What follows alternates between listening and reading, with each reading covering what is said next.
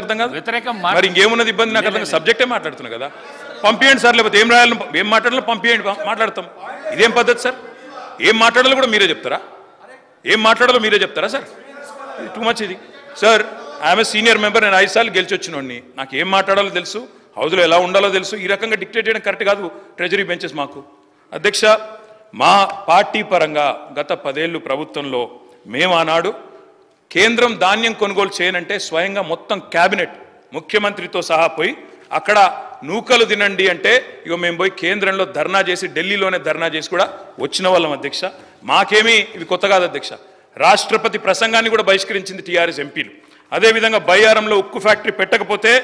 ఇక్కడే మాత్రమే కాకుండా ఢిల్లీ దాకా కూడా నిరసన తీసుకొని పోయింది మా ఎంపీలు అదేవిధంగా అధ్యక్ష కంటోన్మెంట్ విషయంలో కేంద్ర ప్రభుత్వం ఇబ్బంది పెడుతుంటే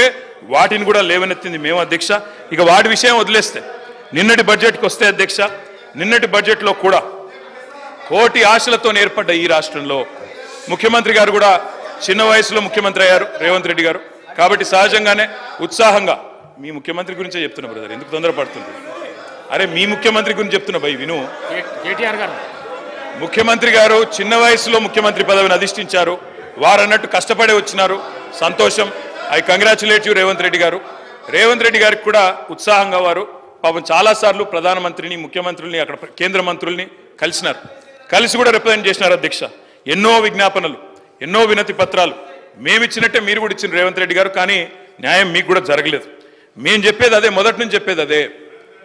ప్రొఫెసర్ జయశంకర్ గారు అధ్యక్ష ఎప్పుడు చెప్పేటోళ్ళు యాచిస్తే రాదు తెలంగాణ శాసిస్తే వస్తుంది అని చెప్పేటోళ్ళు అధ్యక్ష ఇప్పుడు కూడా అదే చెప్తా ఉన్నాం తెలంగాణ ప్రజలకి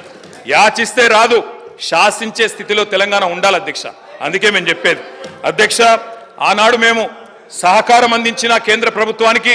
సమరం సాగించిన తెలంగాణ ప్రయోజనాల కోసమే తప్ప ఏ రకమైన లాలూచి కానీ వ్యక్తిగతమైన ప్రయోజనాల కోసం కానీ రాజీ పడలేదు అధ్యక్ష అధ్యక్ష 7 మండలాలు గుంజుకున్నప్పుడు నిరసించింది మేమే నిరసన చెప్పింది మేమే ఒక్కసారి నేను అడుగుతా ఉన్నా అధ్యక్ష 10 ఏళ్లలో మీరు 5 ఏళ్ళు కేంద్రంలో ఎంపీగా ఉన్నారు ఒక్కటంటే ఒక్కరోజు గొంతు విప్పినరా అధ్యక్ష ఎన్నడన్నా తెలంగాణ రాష్ట్రానికి రావాల్సిన హక్కుల గురించి పార్లమెంట్లో ప్రసంగించినరా అధ్యక్ష హైకోర్టు విభజన ఏం సబ్జెక్ట్ మాట్లాడుతున్నా సార్ ఎందుకు డిస్టర్బ్ చేస్తారు ఏం పద్ధతి తీర్మానం ఏం పెట్టిండ్రు అది మాట్లాడండి తీర్మానం పెట్టనే లేదు సార్ ఎక్కడ పెట్టిరు తీర్మానం ఎక్కడ పెట్టిరు సీఎం గారు చెప్పిన దానికి ఏడ తీర్మానం ఏడ పెట్టిరు సార్ నోటి మాటలతో తీర్మానాలు కావు తీర్మానాలు ఎక్కడున్నాయి సార్ చర్చ ఇది చర్చ మాట్లాడుతున్నా చర్చ అంటే బడ్జెట్ పైన మాట్లాడండి మీరు రాసియండి సార్ అదే చదువుతా ఏం పద్ధతి ఇది తీర్మానం లేదు సబ్జెక్ట్ లేదు మేము చర్చలో పాల్గొని మాట్లాడుతున్నాము ఇట్లా ఎట్లా సార్ డిస్టర్బ్ చేస్తాం మీరు కూడా అధ్యక్ష నేను అడిగేది ఒకటే అధ్యక్ష 10 ఏళ్లలో ఆనాడు బీఆర్ఎస్ ప్రభుత్వం ఉన్నప్పుడు ఎన్నడన్నా ఒక్కరోజు నిన్న ప్రవేశపెట్టిన బడ్జెట్ విషయంలో చర్చ అదే చెప్తున్నా సార్ నేను అదే చెప్తున్నా 10 సంవత్సరాలు జరిగింది మీరు టైం వచ్చినప్పుడు మీకు అవకాశం ఇస్తా మీరు చెప్తురు కానీ నిన్న పెట్టిన బడ్జెట్ విషయం దాని మీదే మాట్లాడుతున్నా దాని మీద అధ్యక్ష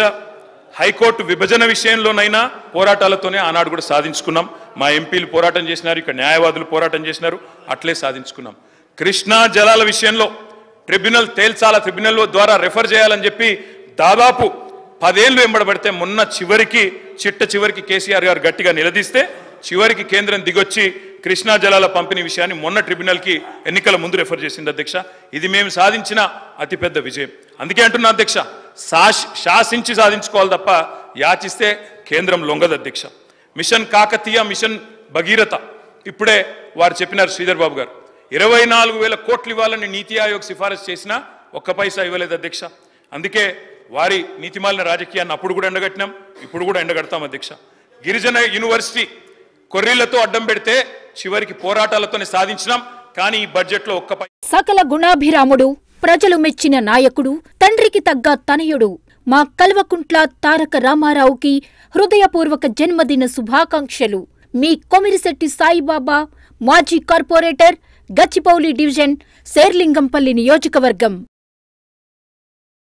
మన పాలమూరు రంగారెడ్డికి ఇయ్యలేదు మన కాళేశ్వరానికి ఇయ్యలేదు మన సీతారామకి ఇయ్యలేదు అందుకే